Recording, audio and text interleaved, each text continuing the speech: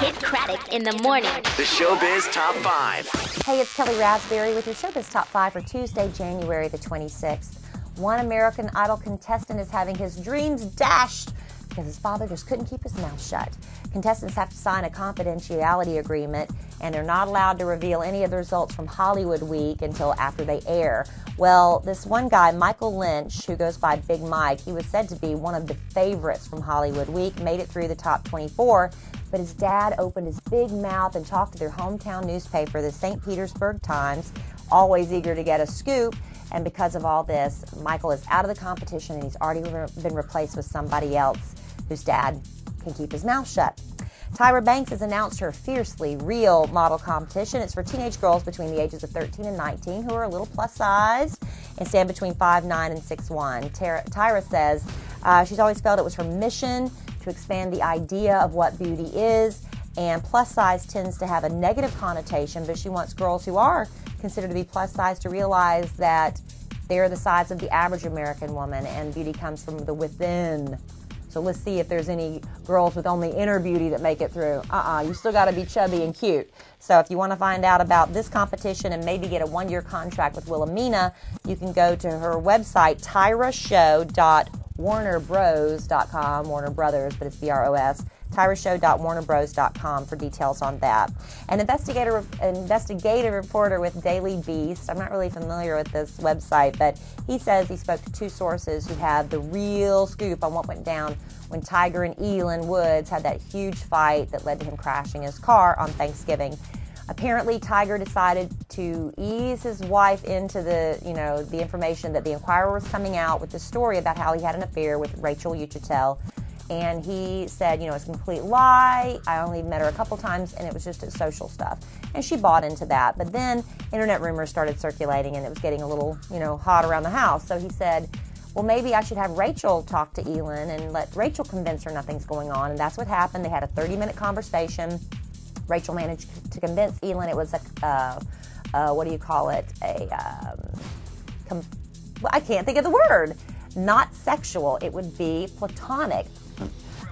I'm not eating because I'm on a diet and it's messing with my head. Okay, so it was I've already forgot what the word was. Where they were just friends. Anyway, so that was all settled. Well, then the Inquirer story started hitting, and the facts were a little bit too close to home for Elin's liking. She's like, this makes sense. Putting the pieces together, maybe the Inquirer got this right.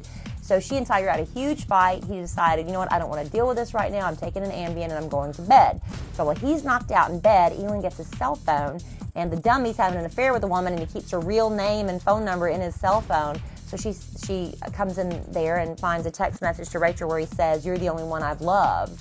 And so Elin pretends to be Tiger and starts texting Rachel saying, "I miss you, when can we see each other again?" And Rachel starts texting back thinking she's talking to Tiger.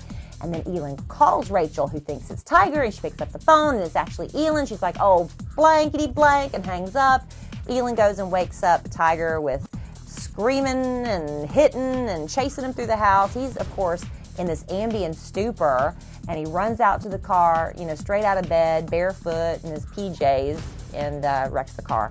And the rest we know is history. Platonic. Why can I not remember that word? All right, Diddy had his son's Sweet 16 birthday party taped for MTV, and of course every Sweet 16 episode ends with a kid getting a car, the car of their dreams, a BMW or a Lexus or whatever. Well, in this case, it was a $360,000 silver Maybach. Yes, and Justin's not going to be actually driving this car. Diddy hired a driver for him, so he'll be sitting in the back seat of his new $360,000 silver Maybach. Now, Diddy also gave his son $10,000 to open a checking account, but Justin, doing the right thing, is going to donate that money to the Haitian relief efforts. And it should make all you new moms feel better about yourself. You see these Hollywood celebrities that 2 weeks after giving birth, they snap back into shape. They're even thinner than they were before they gave birth. And you look at yourself in the mirror and you feel like crap. Well, Kourtney Kardashian says do not buy this article that OK Magazine is pimping on the stands right now with her on the cover.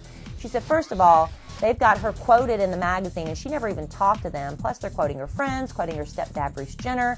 And she says she never granted permission for these interviews. It didn't happen. Plus, the picture they used of her on the front cover was photoshopped to make her look thinner than she actually is. She says, you know what? I did not gain 26 pounds. I gained 40 pounds when I was pregnant, and I have not lost that baby weight, although she is working hard at it. But that should make you feel a little bit better about yourself. And boo to OK Magazine for making us think it's just so much easier than it actually is.